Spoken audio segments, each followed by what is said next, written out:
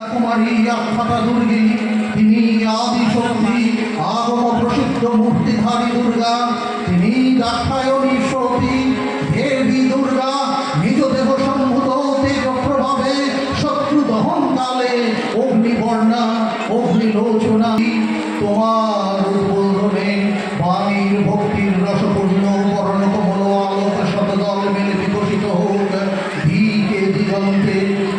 হে অমৃত জ্যোতি, হে মা দুর্গা, তোমার আবির্ভাবে ধরণী হোক প্রাণময়ী।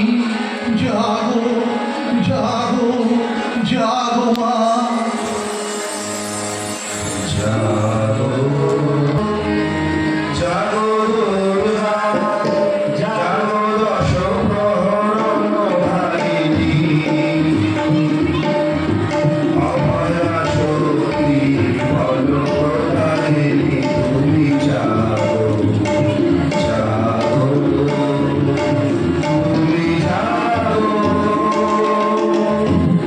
আমি অরুণা অজরায় অতুলা, আমি অরুণা অজরায় অতুলা, ভুবনধারিণী।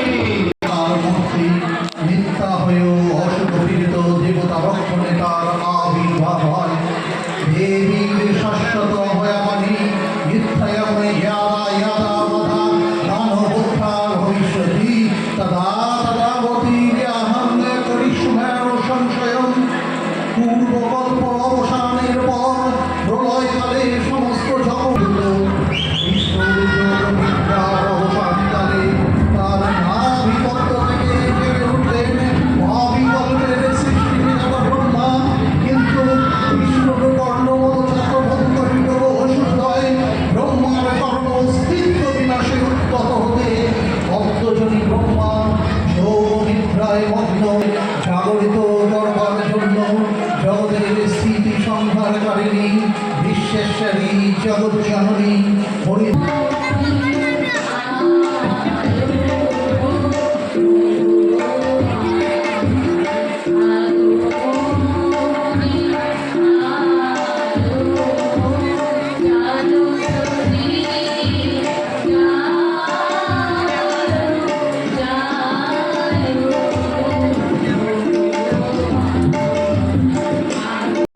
মহিষাসুরের পরাক্রমে দেবতারা স্বর্গের অধিকার হারালেন।